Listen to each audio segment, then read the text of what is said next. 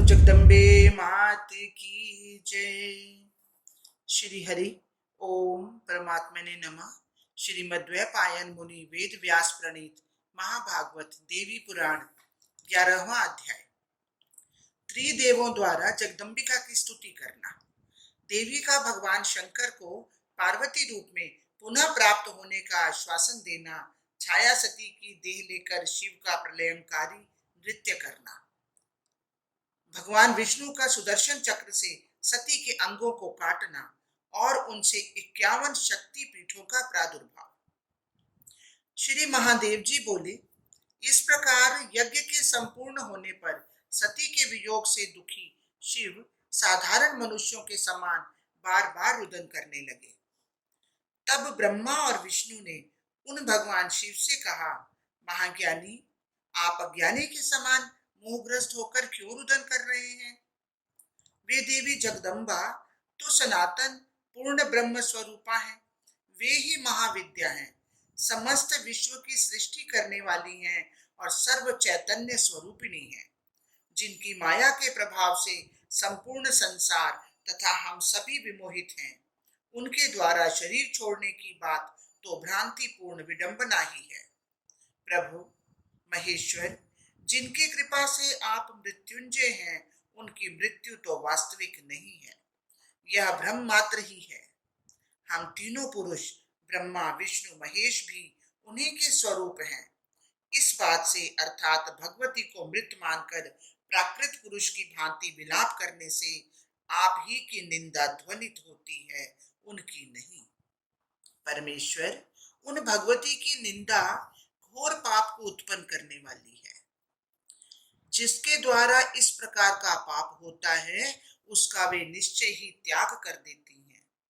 वे महादेवी धर्मशील पुरुष का कभी त्याग नहीं करती। अधर्मी का त्याग करने में वे पिता आदि संबंधों का ही विचार नहीं करती। उनका संबंध तो मात्र धर्म से रहता है, न कि लौकिक कारणों से। जो धर्माचरण करता है, वही उनका पिता माता और बांधव है। जो अधर्म करने वाला है, वह उनका बांधव नहीं, परम शत्रु है। इसी कारण भगवान शिव की निंदा रूपी पाप में रत देखकर दक्ष प्रजापति का उन महेश्वरी ने त्याग कर दिया। यदि वे पराम्बा दक्ष की पुत्री के भाव में स्थित होती, तो दुर्दांत दक्ष प्रजापति का दमन कैसे होता। इसलिए धर्म कर्म के फल को प्रदान करने वाली वे महादेवी उस महापापी का त्याग करके स्वयं अपने धाम में चली आई। क्या वे क्षण मात्र में ही प्रजापति का संहार करने में? फिर भी उन्होंने इसकी जो उपेक्षा की, वह लोक शिक्षण के लिए था। धर्म का उपदेश करने वाली वे भगवती यदि ऐसा आचरण नहीं करती, तो लोग पिता के प्रति सहिष्णु कैसे हो पाते। इसलिए वे नित्या परमा शक्ति प्रजापति दक्ष को अपनी माया से मोहित करते हुए और स्वयं अपनी माया शक्ति से अंतर्धान होकर गगन मंडल में स्थित हो गई। महादेव, आप शोक का त्याग करें, क्योंकि अग्नि में तो सती की छाया ने ही प्रवेश किया है। शिव जी बोले, आप लोगों ने जो कुछ कहा वह सत्य ही है। सती मेरी परा प्रकृति है। वे नित्या ब्रह्ममयी और सूक्ष्म रूपा हैं। उन्होंने स्वयं अपनी देह का त्याग नहीं किया, किंतु वे मेरे प्राणों की एकमात्र प्रियतमा सती कहाँ चली गई। इस भावना से मुझे व्याकुलता होती है। पुनः जब मैं शांत चित्त होता हूँ, तो उन्हें परमेश्वरी के रूप में देखता हूँ। ब्रह्मा विष्णु और रुद्र बोले, उन सर्वलोक की एकमात्र वंदिता जगत जननी की हम लोग स्तुति करते हैं, तभी प्रसन्न होकर वे पुनः दर्शन देंगे। श्री महादेव जी बोले, नारद, भगवान शिव के साथ वे देवगण ऐसा निश्चय करके साक्षात ब्रह्म स्वरूपिणी महादेवी की स्तुति करने लगे। ब्रह्मा विष्णु और शिव बोले, आप नित्या परमा विद्या जगत में चैतन्य रूप से व्याप्त और पूर्ण ब्रह्म स्वरूपा देवी हैं। आप स्वेच्छा से शरीर धारण करती हैं। आपका वह परम रूप वेद और आगम से सुनिश्चित अद्वैत ब्रह्म ही है। अपरोक्षानुभूति से जानने योग्य तथा परम गोपनीय आपको हम नमस्कार करते हैं। आप सृष्टि के निमित्त प्रकृति और पुरुष के रूप में स्वयं ही शरीर धारण करती हैं। इसलिए वेदों के द्वारा आपको कल्पित द्वैत रूपा कहा गया है। उस सृष्टि प्रक्रिया में भी आपके बिना पुरुष अपूर्ण और शव के समान है। अतः यदि देवताओं में आपकी प्रधानता कही जाती है, अतः सभी देवताओं में आपकी प्रधानता कही जाती है। शिवे, इस प्रकार की अचिंत्य रूप और लीला वाली आपकी स्तुति करने में हम अल्प बुद्धि वाले कैसे सक्षम हो सकते हैं।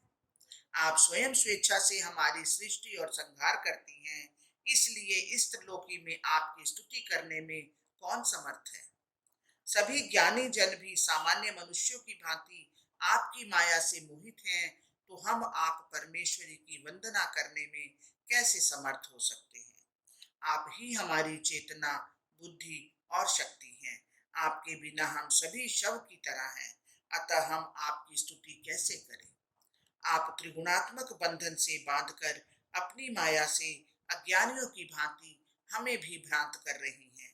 अतः आपके यथार्थ स्वरूप को कौन जान सकता है। परमेश्वरी, दक्ष प्रजापति के घर में हम लोगों ने आपके उस रूप के दर्शन किए थे। कृपा पूर्वक उसी प्रकार हमें पुनः दर्शन दें। जगत को धारण करने वाली आप महेश्वरी को न देखकर हम कांतिहीन हो गए हैं। इस कारण शव के समान हम आपको अपनी आत्मा तथा प्राण के रूप में देखते हैं। श्री महादेव जी बोले, इस प्रकार स्तुति करने पर महादेवी ने देवताओं के विषाद और शिव की विकलता देखकर आकाश में उन्हें दर्शन दिया। भगवती काली जिस रूप में दक्ष के यज्ञ में आई थी और अपनी माया के द्वारा उनकी छाया जिस प्रकार अग्नि में प्रविष्ट हुई थी, उस मूल प्रकृति को उन्होंने निर्निमेष दृष्टि से देखा। उन महादेवी ने शिव से कहा, महादेव, आप स्थिर चित्त हो।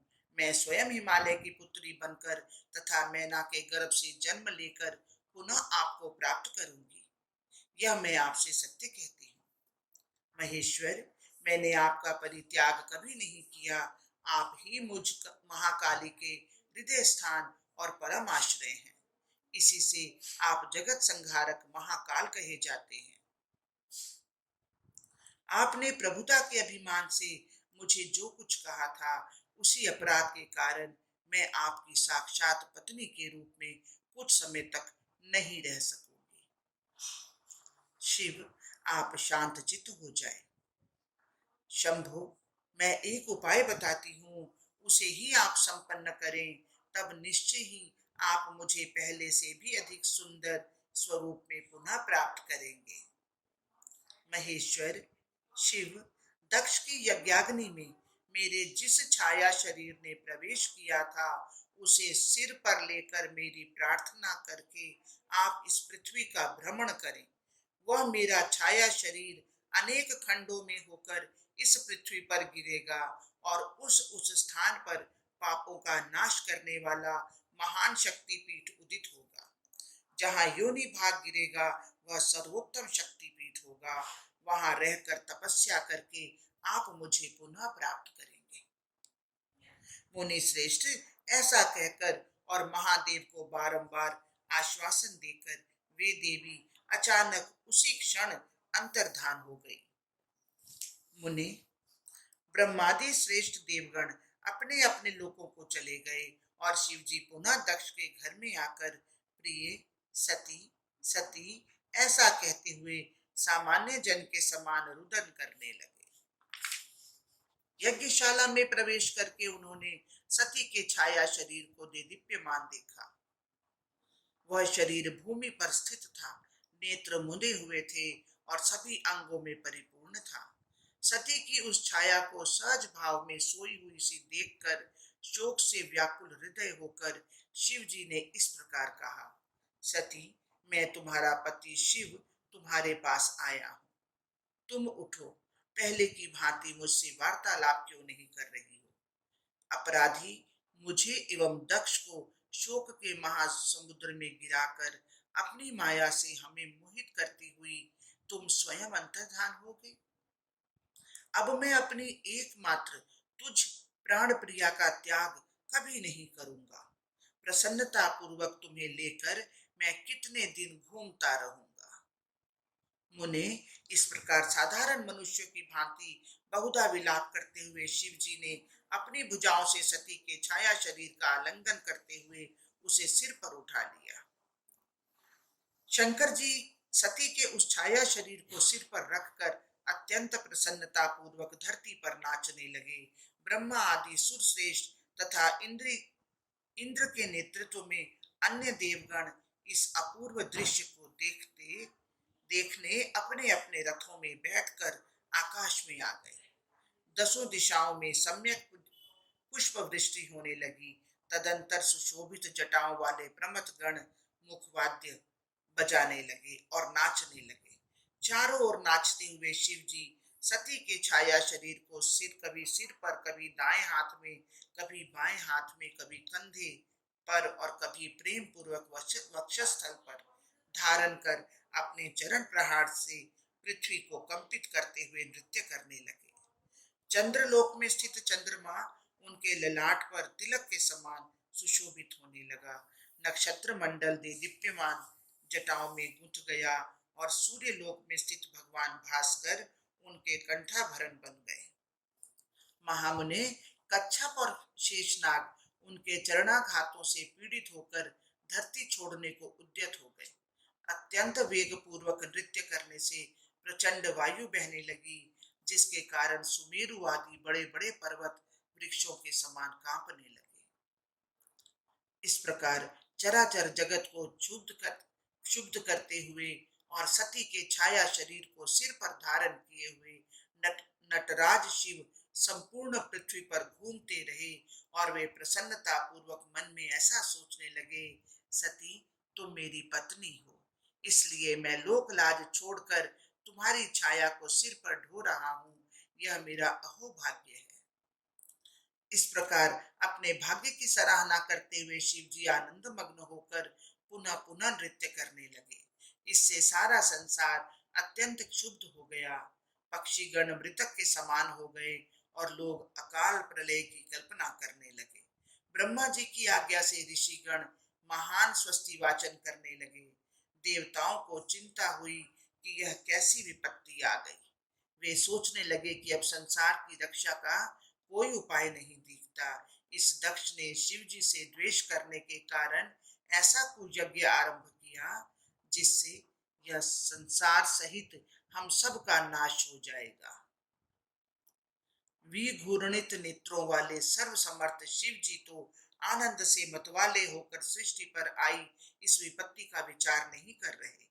वे जगत संहारक रुद्र कैसे शांत होंगे। भगवान विष्णु बोले, देवगणों, मैं उपाय बताता हूं, आप लोग उसका प्रयत्न करें।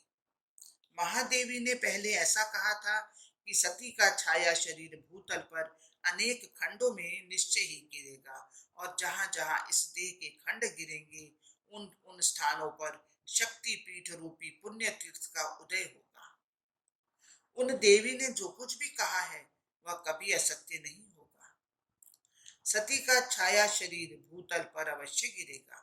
अतः सृष्टि की रचना के लिए, उसकी रक्षा के लिए मैं महान साहस करके परमानंद मग्न शिव के सिर पर स्थित सती के छाया शरीर को समर्थ सदा शिव के अनजाने में सुदर्शन चक्र से टुकड़े टुकड़े कर गिराऊंगा। मेरे द्वारा ऐसा करने पर शिव जी के कोप से निश्चय ही वे ब्रह्ममयी जगत पालन कारिणी महादेवी मेरी रक्षा करेंगी। देवी बोली, प्रभु विष्णु जगन्नाथ, आप यदि ऐसा करें तभी जगत की रक्षा होगी, नहीं तो प्रलय हो जाएगा। श्री महादेव जी बोले, तब भगवान शंकर से डरे हुए जगत का पालन करने वाले पराक्रमी भगवान विष्णु ने सुदर्शन चक्र से सती के छाया शरीर के टुकड़े टुकड़े करके गिरा दिए। नाचते हुए शिव आनंद मग्न चित्त होकर जब पृथ्वी पर चरण पटकते थे, उसी समय विष्णु चक्र चलाकर उनके सिर पर रखा सती का छाया शरीर काट देते थे। इस प्रकार विष्णु के चक्र से उस शरीर के सारे अंग कट कट कर अलग हो गए और वे धरातल पर अनेक स्थानों पर गिरे। महामुनि, पृथ्वी पर वे ही स्थान महातीर्थ और मुक्ति क्षेत्र के रूप में विख्यात हुए। वे सिद्ध पीठ हैं और देवताओं के लिए भी अत्यंत दुर्लभ है। महामुनि, वहां भगवती के निमित्त जो हवन अर्चन आदि करता है उसका कोटि गुना फल उसे प्राप्त होता है। वहां जप करने वाले मनुष्य को साक्षात देवी दर्शन देती हैं तथा ब्रह्म हत्या आदि महापापों से भी प्राणी मुक्त हो जाता है। भूमि तल पर सती के छाया शरीर से जो अवयव गिरे थे वे तत्क्षण सभी प्राणियों के कल्याण के निमित्त पाषाण रूप बन गए। मुनि, ब्रह्मा, विष्णु, रुद्र और इंद्र आदि देवगण आकर परमेश्वरी से उन शक्ति पीठों पर विराजमान रहने की प्रार्थना करने लगे। विष्णु के द्वारा इस प्रकार सती के छाया शरीर के टुकड़े करने पर तथा अपने शरीर को भार रहित हुआ अनुभव कर शिव जी ने धैर्य धारण किया। उन्होंने समस्त स्थावर जंगम सृष्टि को व्याकुल हुआ देखा। तत्पश्चात भगवान विष्णु ने ब्रह्मा पुत्र नारद को भगवान महादेव को शांत करने के लिए उनके निकट भेजा। भगवान विष्णु ने नारद से कहा, नारद, तुम्हारा कल्याण हो। तुम मेरे प्रति शिव जी को शांत करो। तुम ही इस कार्य में समर्थ हो। तुम ब्रह्मा के महाबुद्धिमान पुत्र हो। महामती परमेश्वर शिव जी सती के वियोग से दुखार्त होकर किसका क्या कर देंगे अथवा इस संसार का ही प्रलय कर सकते हैं। वे महेश्वर जिस प्रकार शांत चित्त होकर रहें वैसा प्रयत्न करके सदा शिव को सांत्वना प्रदान करो। उनका ऐसा वचन सुनकर नारद जी चल पड़े और महादेव जी के सामने हाथ जोड़कर उपस्थित हुए। नृत्यरत शिव जी ने हाथ जोड़कर खड़े नारद को देखकर कहा कि मेरी एकमात्र प्राण प्रिया साध्वी सती कहाँ चली गई। नारद जी बोले, शंभो, आप शांत चित्त हो। सती को आप पुनः अवश्य प्राप्त करेंगे। सती तो आपके नित्य सहचरी है। परमेश्वर उनको आकाश में जाते देख भी क्या आपको विश्वास नहीं हुआ। शंभो, आप अकाल प्रलय न करें, आप स्थिर चित्त हो जाएं। शिव जी बोले, नारद, ऐसा क्यों कहते हो? मैंने तुम लोगों का क्या बिगाड़ा है? अथवा मैं कहाँ अकाल प्रलय कर रहा हूँ? मैं तो सती के विरह से दुखार्त हुआ उसके छाया शरीर को ही पाकर किसी प्रकार दुख को भुला रहा हूँ। किसी निर्दयी ने मेरे सिर से उस देह का भी अपहरण कर लिया है। नारद जी बोले, देव, आप शांत हो। मैं आपको सब बताता हूँ।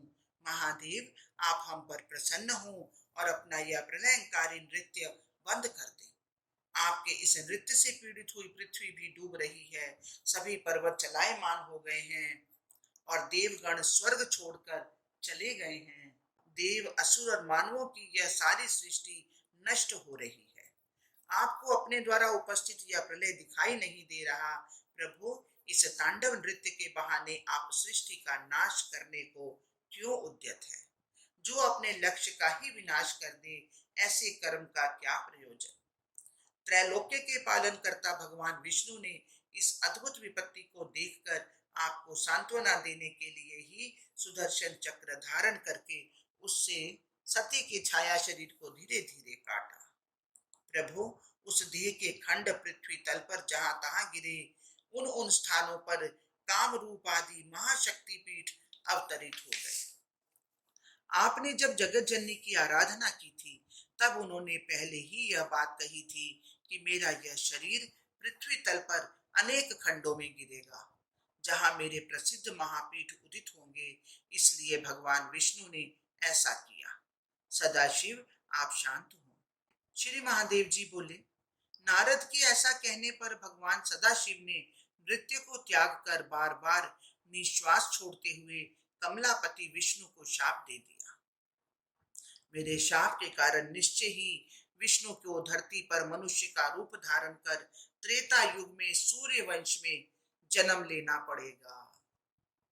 वहां उनकी मनोहारिणी प्राण प्रिया पत्नी सती के समान अपनी छाया को छोड़कर माया से स्वयं अंतर्धान हो जाएंगी। तब माया से मोहित हुए वे आनंद मग्न होकर दूर चले जाएंगे। जिस तरह क्रूर राक्षस की भांति विष्णु ने मुझे छाया पत्नी का वियोगी बना दिया है, वैसे ही राक्षस राज कठोरता पूर्वक विष्णु की छाया पत्नी का हरण करके उन्हें वियोगी बनाएगा। महामुने, यह मेरा सत्य वचन है। विष्णु मेरी ही भांति अवश्य ही शोक से व्याकुल चित्त हो जाएंगे। श्री महादेव जी बोले, इस प्रकार विष्णु को शाप देकर शिव जी स्वस्थ चित्त हो गए और अपने तीनों नेत्रों को फैलाकर उन्होंने त्रिलोकी को देखा।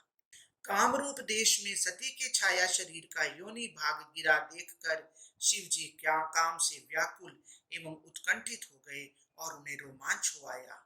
काम भाव से शिव जी के द्वारा देखे जाने पर शरीर का योनि भाग पृथ्वी तल को भेदता हुआ पाताल की ओर चल पड़ा। ऐसा देखकर शंकर जी ने अपने अंश से पर्वत का रूप धारण करके अपने भाग्य को सराहते हुए प्रसन्नता पूर्वक सती की उस योनि भाग को धारण कर लिया। काम रूप आदि सभी शक्ति पीठों में भगवान सदाशिव पाषाण लिंग के रूप में स्वयं उपस्थित होकर उससे संबद्ध हो गए। मुने, जगदम्बा के बताए हुए उस पूर्व वृतांत को उन्होंने याद किया और उस गुह्य पीठ काम रूप में तपस्या करके महेश्वरी को पुनः प्राप्त किया। तत्पश्चात शांत चित होकर वे योगारूढ़ हो गए। नारद मुनि भी आकाश मार्ग से अपने लोक को चले गए। हरिओम तत्सत, हरिओम तत्सत। बोलो जगदम्बे मात की जय। इस प्रकार श्री महाभागवत महापुराण के अंतर्गत श्री महादेव नारद संवाद में छाया सती वर्णन नामक 11वां अध्याय पूर्ण हुआ। हे महामाया, हे महाप्रभु, ये पाठ पढ़ने में, सुनने में, सोचने में, समझने में जहां भी कहीं कोई त्रुटि हुई हो, उसके लिए हम क्षमा प्रार्थी हैं। जो कुछ पढ़ा गया, सुना गया, सोचा गया, समझा गया, सब कुछ श्री कृष्ण अर्पणमस्तु। जय जय श्री राधे, जय जय श्री राधे, जय जय श्री राधे। हे महाप्रभु,